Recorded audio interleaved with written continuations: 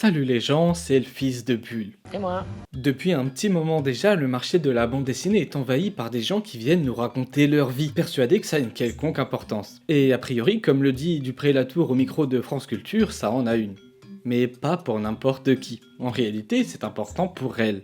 J'étais retenue vers l'arrière par des souvenirs qui incessamment revenaient sur le devant de la scène. Et j'avais besoin de les faire passer à l'arrière-plan en les transformant par l'écriture et par l'écriture humoristique. Ok, moi je suis prêt à comprendre que ça puisse faire du bien à soi-même de se livrer, de se regarder peut-être d'un point de vue extérieur. Après tout, moi aussi je raconte ma vie à mes amis, et Dieu l'inexistant sait à quel point c'est pas forcément passionnant. Mais transformer sa vie en œuvre d'art, c'est encore autre chose. Parce que Florence Dupré-Latour explique rapidement pourquoi c'est important pour elle, l'autrice, d'écrire son autobiographie. Mais nous, les lecteurs, est-ce qu'on en a quelque chose à foutre ? Parce que moi, Florence Dupré-Latour, je la connais pas, je sais pas qui c'est, et à première vue, j'ai pas forcément envie qu'elle vienne me raconter sa life. Et pourtant, j'aime bien les autobiographies. Celle de Tamos le Thermos m'a introduit aux questions de fluidité de genre. Celle d'Alix Garin m'a beaucoup questionné aussi, et puis, durant ma jeunesse, j'étais fasciné par le blog de Boulet. Après tout, lourd est le parpaing de la réalité sur la tartelette aux fraises de nos illusions. Beaucoup de ces autobiographies sont loin de correspondre à mes critères esthétiques. Si je reprends Les yeux fermés par exemple, que j'ai placé dans mon top de l'année, avec tout le respect que je dois aux autrices, c'est pas fou comme BD. D'un point de vue technique, du point de vue de la composition, c'est un peu bateau. Alors que Watchmen par exemple, dont je vous ai déjà longuement parlé, c'est esthétiquement irréprochable. C'est en toute objectivité une bien meilleure BD que Les yeux fermés. Et pourtant, sur mes étagères, les deux œuvres se côtoient. Ça se trouve, elles discutent entre elles, elles se dragouillent ou bien elles jouent au Scrabble. Alors pourquoi ? Pourquoi les auteuristes pensent que leur vie vaut la peine d'être racontée ? Et pourquoi les lecteuristes pensent que leur vie vaut la peine d'être lue ? Même quand parfois ce sont pas des BD techniquement extraordinaires. Pourquoi moi, le fils de Bulle, je me laisse prendre au jeu ? J'aimerais sincèrement pouvoir répondre à cette question, mais cette vidéo sort le vendredi à 17h, comme chaque vidéo sur la chaîne, et moi je dois me lever demain puisque je travaille le samedi pour toucher le SMIC. Bref. J'ai pas le temps. Alors plutôt que de vous faire une rétrospective du concept d'autobiographie en bande dessinée depuis Gustave Doré, ce qui serait sans doute super intéressant, je me suis dit que tant qu'à vous parler d'autobiographie, autant vous parler d'une bonne autobiographie. Et tant qu'à vous présenter une autrice du genre, autant vous parler de ma favorite, qui est, comme vous l'avez peut-être deviné, Florence Dupré-Latour. Générique. Oh, les beaux dessins que t'as fait des beaux dessins. Astérix, c'est pas la recherche utopie. Lisez des BD, faites je ne sais quoi, mais... La BD n'est plus ce qu'elle était. Un truc d'une rare indigence et d'une médiocrité inouïe. J'ai horreur de ça. T'as envie de faire de la bande dessinée, t'en fais. Plouf, plouf, plouf. Du très grand art. La majorité de l'œuvre de Florence Dupré-Latour s'articule autour d'elle-même, mais contrairement à beaucoup de ses contemporains, nous ne sommes pas ici pour nous attarder sur l'expression de ce moi, ou plutôt pas seulement. L'intérêt des œuvres de Florence par rapport à ses collègues, c'est d'être une œuvre multiple. Son autobiographie ne nous apprend pas seulement qui est Florence, et tant mieux d'ailleurs, parce que moi en soi j'en ai rien à foutre de Florence Dupré-Latour, avec tout le respect que je lui dois. L'intérêt c'est que par son témoignage, par son individualité, elle va autant nous renseigner sur elle-même que sur son époque, que sur comment se construisent les enfants, en particulier les enfants femelles, et finalement sur la pratique de l'autobiographie en tant que telle. Pour le moment, la fresque autobiographique de Florence s'articule principalement autour d'un triptyque constitué de 3 œuvres. C'est logique. Premièrement, Cruel, dans lequel elle nous raconte sa relation avec les animaux, et ce depuis l'enfance. Les fois où elle s'amusait à écraser des fourmis, les fois où elle s'interrogeait sur le jeu étrange que font les mâles et les femelles, les fois où elle s'est retrouvée à dévorer goulûment ces petits animaux qu'elle trouvait trop mignons. Secondement, via Pucelle, dans laquelle elle raconte son rapport à la sexualité, et même plus précisément aux différents genres. Et pour terminer, Jumelle, dans laquelle elle raconte son rapport à sa jumelle. Faut suivre un peu. Dans beaucoup d'autobiographies, genre celle de Rousseau, dans laquelle on apprend qu'il aimait bien se prendre des fessées, on suit le personnage auteur du début à la fin, si je puis dire. En gros, l'autrice nous raconte sa vie depuis son enfance à son âge actuel, ou bien c'est selon, ne nous raconte qu'un seul pan de sa vie, qu'elle juge plus important que les autres. Florence, elle choisit un autre angle de vue, que je juge personnellement beaucoup plus pertinent. Celui de la thématique. C'est-à-dire que l'autrice va dans différents livres nous parler d'une même période de sa vie, mais selon des approches totalement différentes. Pour le moment donc, son rapport à la nature, son rapport au genre et son rapport à son individualité. Ce que ça implique, c'est que Florence va pouvoir parfois nous raconter un même événement, mais avec des conclusions totalement différentes. Pour vous illustrer ce point, j'ai choisi 2 exemples. Premièrement, celui du cochon d'Inde. Moi, je suis sympa comme gars. Dans Cruel, Florence nous raconte donc sa relation avec les animaux. Elle raconte qu'elle aimait écraser des fourmis, tout ça. Or, il se trouve qu'elle et ses sœurs ont durant un temps possédé 2 cochons d'Inde. une femelle et un mâle, ritournelle et Pacheco. Et ces petits êtres font ce qu'ils font, c'est-à-dire un bon gros coït. Une portée se profile donc à l'horizon. La petite Florence se prend alors à rêver au prénom qu'elle va pouvoir donner au petit cochon. Sauf que la nature est certes bien faite, mais pas toujours, et il se trouve que le mâle Pacheco a boulotté les petits. Les fillettes sont choquées, mais leur mère essaye de leur expliquer, c'est la nature, ouais, et parfois le mâle il mange ses enfants. C'est pas très convivial. Et l'autrice décide de mettre en parallèle cette expérience d'enfance avec une autre, qui est la relation à son propre père, au mâle de sa propre famille. Un homme sévère avec qui elle ne partage pas grand chose. La petite Florence prend peur car elle comprend que son propre père pourrait lui faire du mal. Elle comprend que la nature est parfois cruelle et que son père n'est pas forcément son allié, qu'il pourrait métaphoriquement la dévorer. Parce que parfois c'est comme ça, c'est ce que font les mâles. Et cette anecdote nous est racontée de nouveau dans le premier tome de Pucelle. Il s'agit bel et bien de la même scène, quasiment mot pour mot, plutôt case pour case. Les enfants qui font de la peinture pendant que les cochons baisent, le grand mystère qui se produit, la naissance des bébés. Mais ici, l'autrice s'attarde moins sur l'émerveillement des filles face à la nature que sur le fait que Ritournelle, la femelle, n'ait rien fait pour empêcher Pacheco, le mâle, de bouffer ses enfants. Et Florence, plutôt que d'enchaîner sur un gros plan de son père, décide ici de nous offrir un gros plan sur sa propre mère, enfermée dans sa case écrasée par la culpabilité. Ce à quoi elle enchaîne avec un petit déjeuner en famille, dans lequel le père oblige, sans même leur offrir un regard, ses enfants à terminer leur bol de lait, alors que ce dernier a tourné. Dans cette scène de torture, la mère est clairement présentée comme assistant à la scène sans rien faire pour protéger ses enfants. Il s'agit bien peu ou prou de la même histoire avec de légères variations, et pourtant elles servent des buts différents. Dans Cruel, il est surtout question du rapport entre la beauté de la nature et sa cruauté. Florence nous raconte son enfance de bourgeoise dans l'immense terrain familial qu'elle appelle Nago, un terrain féerique dans lequel elle est totalement libre d'être elle-même. Liberté remise en cause par sa découverte de la véritable nature de la nature, qui certes est belle et sans règles, mais qui est aussi un vecteur de cruauté amorale. La scène du cochon d'Inde sert à l'autrice d'illustrer cette ambivalence. Il y a d'abord l'émerveillement face au grand mystère de la nature, qui produit de la vie et des êtres super mignons, et puis le choc de la réalité, avec l'arrivée de la mort et de la réalisation que les liens sociaux ne sont pas insécables. Dans Pucelle, c'est différent. Cette histoire sert surtout à montrer l'inaction de sa mère et l'apprentissage précoce de la domination des hommes sur les femmes. Et c'est pas anodin, car c'est à partir de là que Florence va développer un mauvais rapport à son corps et à son genre. C'est à partir de là qu'elle va se prendre à rêver d'être un garçon, pour avoir le droit d'agir, pour ne pas passer sa vie à se soumettre comme sa mère. Thème qui sera par la suite développé dans Jumelles, avec sa relation de presque couple avec sa sœur. Deuxième exemple avec son premier amoureux, Claude. Dans Pucelle, Florence nous explique que ses relations avec les garçons étaient fortement bloquées par son éducation religieuse. Elle osait à peine imaginer ce que c'était d'être avec un homme et se sentait gênée par le simple fait de penser à la chose. Quand ce garçon Claude vient la voir, elle est impressionnée par son courage, par ce courage d'aller au-delà de ses blocages et elle accepte alors de sortir avec lui. Mais à l'école, elle se rend compte que les garçons de sa classe sont des obsédés et qu'ils rigolent qu'on parle de déchirer l'hymen. Ils utilisent des mots très crus, veulent défoncer les filles. Alors qu'elle, elle est totalement effrayée. On lui dit qu'elle va peut-être souffrir et ça fait rire les mecs. Elle a honte de sa situation parce qu'elle est une cible de violence potentielle. Ce qui est censé être un mélange de fluide plutôt agréable la travaille. Et elle quitte Claude de peur d'être pénétrée parce qu'elle associe la pénétration à la violence des hommes. Parce qu'elle voit les hommes comme des chiens qui prennent les femelles dès qu'ils en ont envie. Elle va donc envoyer Claude se faire voir par honte d'être une femme et de ce que peuvent vouloir les hommes. Dans Jumelles, la scène nous est présentée de façon totalement différente. Florence observe sa sœur, qu'elle juge bien plus jolie qu'elle, flirter avec des garçons et obtenir leur intérêt. Jalouse à la fois de perdre l'intérêt de sa sœur, qu'elle aime plus que tout, et de ne pas obtenir celui des garçons parce qu'elle est moins belle, elle se met alors à déprimer. Elle est persuadée qu'aucun homme ne la regardera jamais parce que sa sœur, elle est beaucoup mieux foutue. Et c'est à ce moment-là que Claude arrive, et faute de mieux, elle sort avec lui. Mais étant donné qu'elle se considère elle-même mentalement comme un garçon, elle se met alors à mépriser Claude, qu'elle considère comme étant un genre d'homosexuel.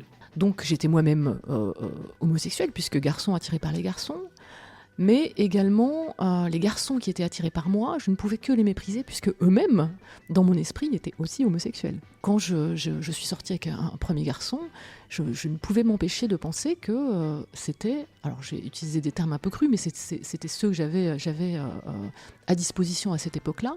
Je disais que c'était des PD. Voilà. Comment tu déconstruis tout ça après ? Avec beaucoup de recul. Avec beaucoup de recul. Alors aujourd'hui, c'est beaucoup plus facile pour les jeunes de mettre des mots sur ce qui leur arrive, mais on est dans les années 90, et là, il n'y a rien.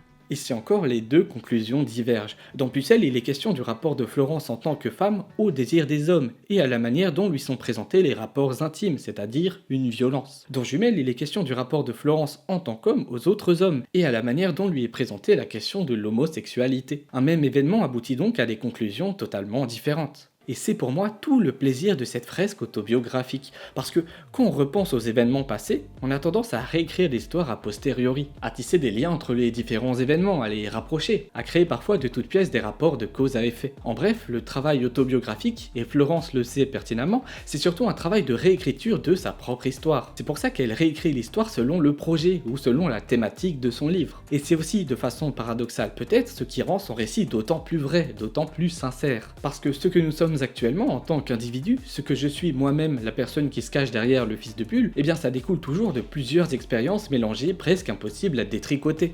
Moi, si je devais vous raconter pourquoi j'ai créé cette chaîne, je pourrais vous dire que c'est parce que j'étais libraire en sciences humaines et que vu que je conseillais très peu de BD au travail, j'ai décidé de le faire sur internet. Mais je pourrais aussi vous raconter que j'ai lancé cette chaîne parce que je m'ennuyais et qu'il fallait que je m'occupe l'esprit. Je pourrais encore vous dire que je voulais regarder des vidéos YouTube sur la BD mais que j'en trouvais pas qui me correspondent et que j'ai créé la chaîne que j'aurais aimé voir. Et tout ça serait un peu vrai en même temps. Là où j'en suis actuellement dans ma vie, au moment où je vous parle, je pourrais l'expliquer par des raisons bien différentes. Parfois complémentaires, parfois paradoxales, selon la façon dont je pourrais vous le raconter. C'est pareil pour Florence Dupré-Latour. Son mal-être actuel, dont elle cherche la cause dans son enfance, dans ses expériences de vie, il n'a pas une seule explication. C'est à la fois parce que petite, elle a vécu la désillusion de la bienveillance de la sacro-sainte nature, à laquelle elle s'était fortement attachée pour fuir le reste, à la fois parce que son éducation religieuse a biaisé son rapport à elle-même et aux autres, à la fois parce qu'étant jumelle, c'est-à-dire en même temps elle et en même temps elle au pluriel, elle a eu du mal à savoir qui elle était elle au singulier. Ça et énormément d'autres choses qu'elle raconte au fur et à mesure de ses livres. Et au-delà de ça, en tant que lecteur, il y a une véritable récompense à revoir un événement déjà vu,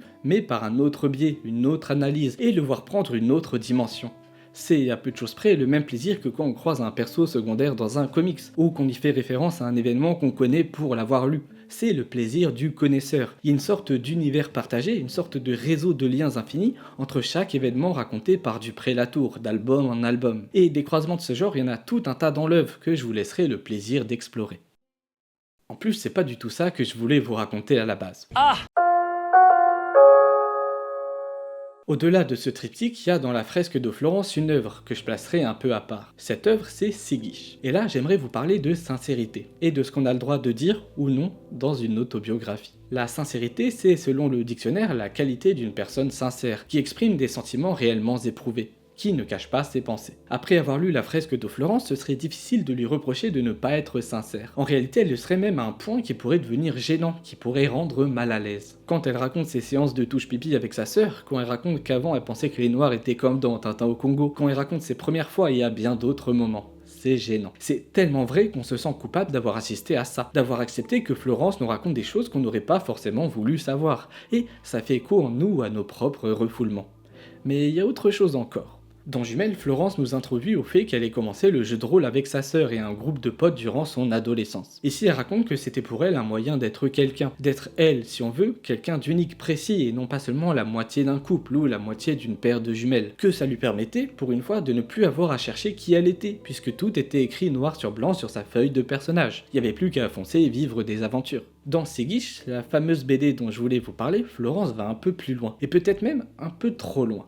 Nous sommes donc plus tard dans sa vie. Elle a 2 enfants, qu'elle a eu de façon plus ou moins volontaire avec un connard. Et elle va très mal. Elle sait plus qui elle est. Sa carrière d'autrice décolle pas vraiment, sa vie... C'est de la merde. En pleine dépression, elle a plus goût à rien. Ni à son travail, ni à sa famille, ni même à ses enfants. Alors elle décide de se réfugier dans son imagination, en jouant son personnage de JDR dans la vie réelle.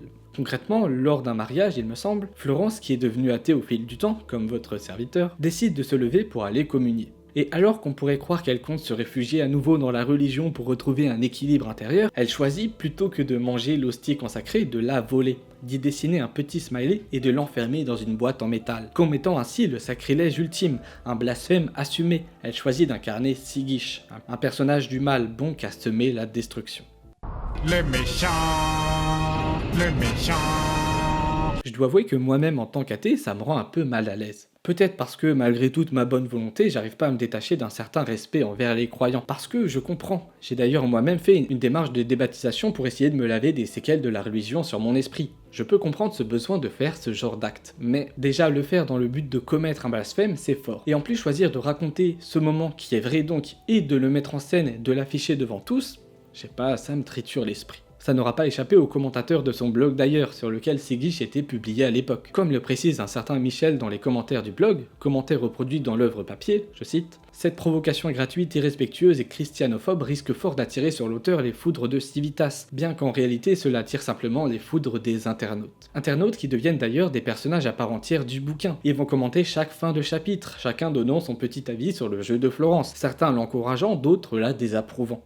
D'ailleurs, ces commentaires prennent de plus en plus de place dans le bouquin au fur et à mesure de l'avancée de l'histoire. Histoire délicate car Florence, enfin Siguiche, nous raconte comment elle a appris à ses enfants à voler dans les magasins, comment elle crache sur la moitié des éditeurs en les nommant, se fait passer pour une mère catholique pour attirer les cathos vers son blog et se faire insulter, et même encourager, preuve vidéo à l'appui, ses enfants à voler les bijoux de sa propre sœur. Trop bien. Ça vaut du fric ça. Ouais. Tu crois? Bah oui. Ça vaut quelque chose, hein. Carrément. Hop là. Tu la voles? Bah tiens. Oui. Oui, bien sûr. Bon là je pense que même ceux qui accusent les autres de misomusie vont vouloir juger Florence et son œuvre, parce que ça fout vraiment les boules. On va y revenir dans quelques instants. Juste avant, j'aimerais vous partager une réflexion que je me suis faite l'autre jour, au niveau de cette question de sincérité. Quand un lecteur se retrouve face à une autobiographie, il passe un pacte avec l'auteur, qu'on appelle le pacte autobiographique. Pour faire simple, le lecteur s'engage à croire ce que lui raconte l'auteur, et l'auteur s'engage à ne dire que la vérité à son lecteur. La vérité est rien que la vérité. Or, face à ce genre de scène, en tant que lecteur, on a forcément un doute. On a accepté au début du bouquin que Florence joue un personnage mauvais pour se sortir de sa dépression. Et pourtant, quand ce personnage pratique un acte mauvais, on se dit que c'est un peu trop, que c'est pas possible. Alors que c'est justement le principe. Il y a une sorte de flou constant. Après tout, puisqu'on parle de jeu de rôle, on pourrait aussi parler de scénario et de mise en scène. On pourrait penser que tout ceci est faux, qu'on lit une fiction.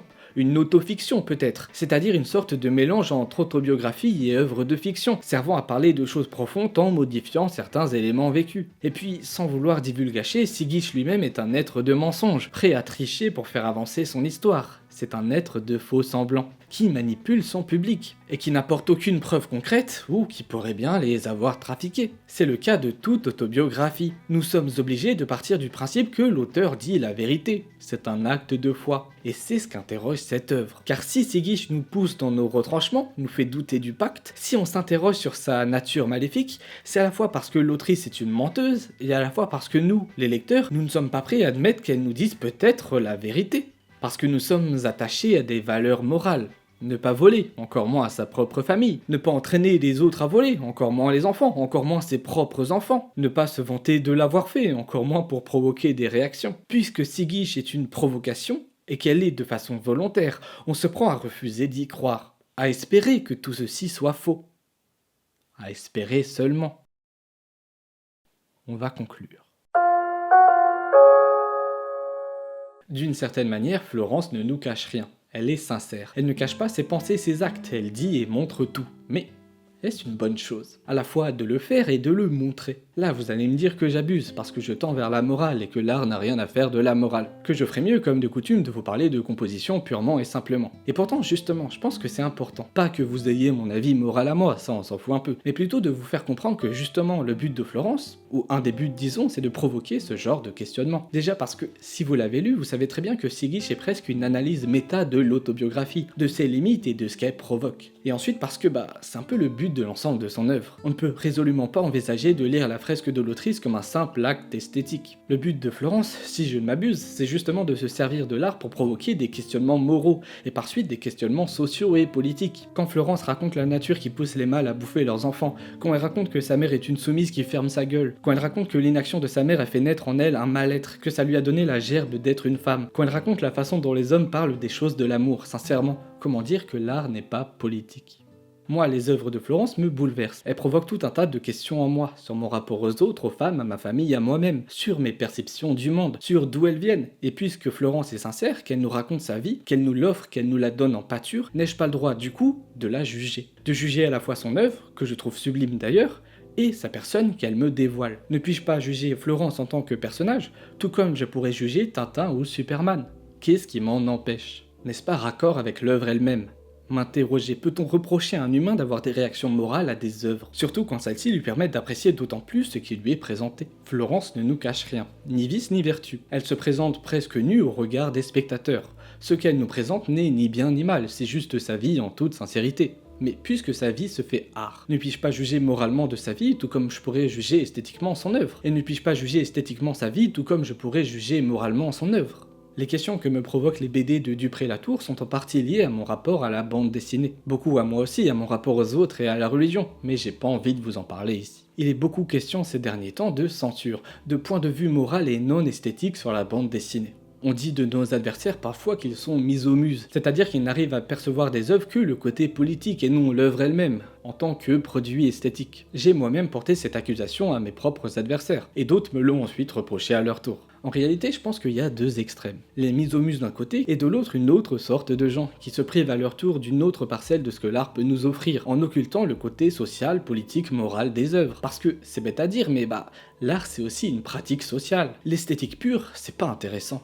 Ce dont on a besoin, c'est de ponts, de liens. On a besoin que l'esthétique soit un vecteur de lien, de partage, et pas qu'elle soit un simple onanisme. On a besoin d'œuvres parce qu'on a besoin de parler des œuvres, de nos goûts, des émotions qu'elles nous ont procurées, et des questionnements qui en ont découlé. C'est ça qui nous rapproche les uns des autres. Et puisque j'ai le droit de réécrire ma propre histoire, c'est pour ça que j'ai créé cette chaîne, pour créer du lien, pour discuter des œuvres. Et c'est pour ça que j'ai nuancé mon exposé en introduction. Si une œuvre, aussi médiocre soit-elle, finit par créer du lien et des échanges, ne mérite-t-elle pas alors d'exister? On a tous besoin de discuter de quelles œuvres on met en avant, lors d'un festival par exemple, et desquelles nous prennent trop de place par rapport à ce qu'elles rapportent.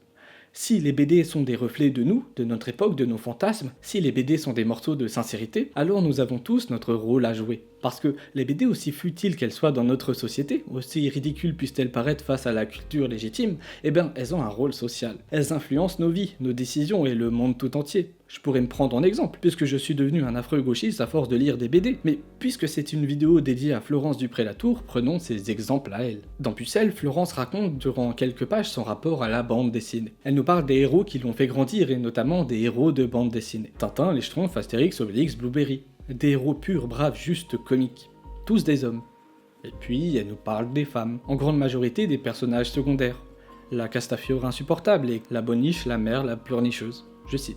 Chacune de mes lectures, d'autant plus nocives qu'elles étaient adorées, chacune de mes lectures empoisonnées s'insinuait inconsciemment dans la belle architecture de mon esprit. Et aussi, dans je sais plus quel tome, je vous trouverai ça au montage, une réflexion sur la perception des racisés au travers des classiques de la bande dessinée, qui ont fait croire à la jeune Florence que les Noirs étaient, disons comme ils étaient décrits dans ses œuvres. Ne soyons pas dupes. Ce que nous lisons nous forge, on devient ce que l'on lit, ce que l'on voit, ce qu'on apprécie. Nous sommes la somme de nos expériences.